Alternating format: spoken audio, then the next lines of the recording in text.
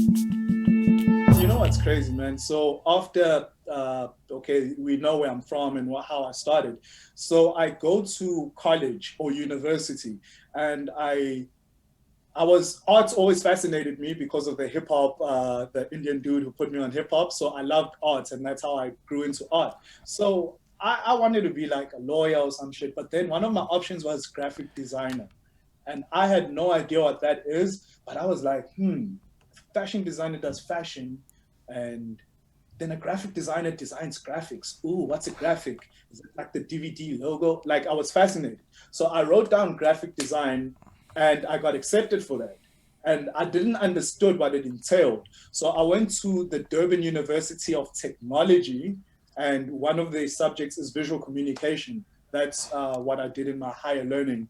And over there is when I really started sinking my teeth into music. And I formed a group called Niche Fam, NICHEFAM. And that's when shit just took a higher level. We started going to Baton and more. I met a lot of doper rappers who started fucking with me, and we formed a rap or a music group. And we went on to have the first music videos from Durban to be played, like independently done, shot by themselves. Like, I didn't mention any of this, but yeah, man, we did our thing as Niche Fam, and we dropped two mixtapes and made a little bit of money at the time. So Make that's when shit changed. To be fair, it makes sense that we didn't mention that yet because we were still like in high school. And now we moved on to college, which would make sense. So if this is what happens next in your story, that this is the right time to talk about it. First of No, all, yeah, that's incredible that you were able to pull that off. So you were saying nobody else did it, and then you guys did it. yeah. Tell us more about that, because that's incredible. Doesn't matter where you're No, at. bro. When you're like in that Yeah, man. moment, incredible. No, bro, like, I'm not gonna lie to you. My degree was supposed to, or diploma, my diploma was supposed to take 3 years. It took me 5 years because I kept flunking. We'd be going up to Joburg. Here's little me thinking he's got balls because we're making some money off selling mixtapes on the streets. And this stuff is on YouTube. Like, we used to vlog it and all these, like, we didn't know what we were doing, Yo, but we were becoming successful at it and making revenue. hold up. Stupid me. Yeah. First of all, there's nothing stupid about clocking valuable life experience. Now, you want to talk about valuable life experience? Vlogging, selling mixtapes, making music. To me, as Yeah. a person who's sitting here with my life, those were very useful things to learn how to do from being an interesting perspective. Bro, I dropped out of university because I fucking like Oh failed shit. out. My What were GPA, you studying? psychology. Oh wow. But then I said to myself, I don't want 10 years of school in debt. And I just didn't care. I missed the drop deadline. 4 Fs, boom, on my transcript. Next course, I tried. I didn't give a shit. I didn't go to class. I didn't really want to be there. So I just went to work and then got fucking lucky.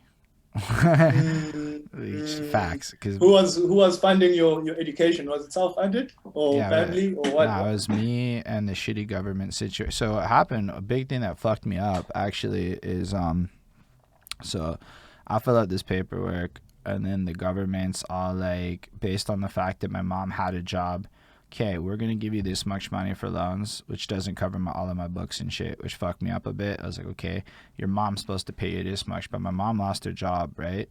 So Oh shit, sorry man. that no, I was fine, but like this was back then, and so the Yeah. government didn't know this yet because they hadn't filed income taxes. So we fill out the paperwork and blah blah blah, and the government goes, "Oh, okay, we're going to give you the same amount of money and your mom doesn't have to contribute." And I said, "What?" Oh shit. What? And then they basically went through this thing. They told me I didn't have to move out.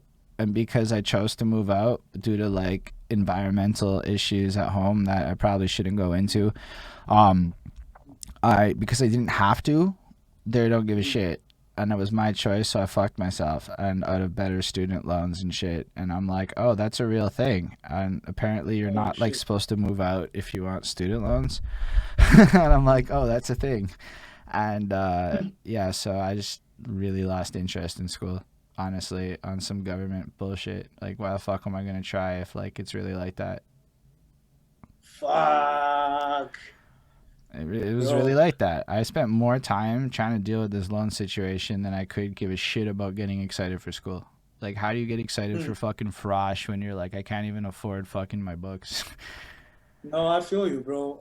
I feel it, man. Plus, I Damn, bro. just moved out, so it's my first rent ever. You know, Yo, like you're not like how old are sitting you at this time? 20, and this is like, yeah, it was a different time. And I'm like, you're working minimum wage too, right? So it's like you're not exactly Hmm. balling. No, that your whole salary is going towards your rent, basically. I, Kinda. I think I was a little more blessed because I had a roommate, so it was a little chiller. But yeah, a Uh, lot of you, like with a roommate, it's not that bad, but it's kind of like yeah, that. Like you're not really rich. You don't have yeah. you don't have the money to deal with like a lot of extra shit. Now I could have made it work, blah blah blah, but like you end up working full time, kind of, and it's like a lot. Mm. And then I'm like, anyway, more bullshit happened, and so I ended up dropping out, and it worked out real well for me. I don't recommend that to Mm. people, but Yeah, it's so weird because there's no like transcript or way to do it. Whatever you're defining it as living your life. I mean, you could like one of the biggest rappers in South Africa dropped out in grade 10 and his parents was a teacher.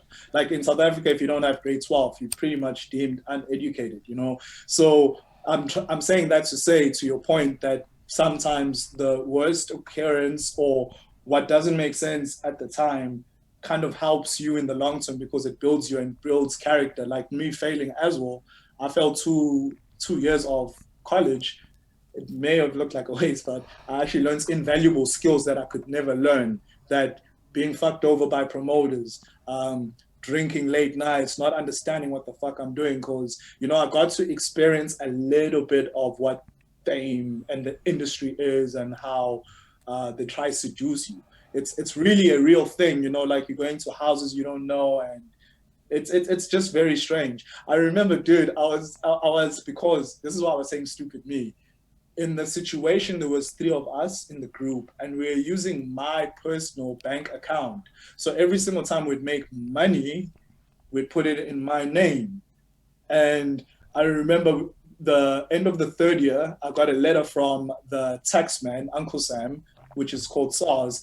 And they're like, bro, because I wasn't listed in a specific tax bracket. So I remember like having to experience that, like, oh shit, this is real. We're actually really making real money and it's going to me and we're not paying taxes on this because it's from CDs being sold on the street. So I had to learn like things like that and working in group situations and always being clear of what you need to do as an individual in whatever happens. wow. That's serious, eh? So effectively, y'all made money as a group, ran it through you. You didn't do it in a way that kept the government from noticing, and the government Yeah, noticed.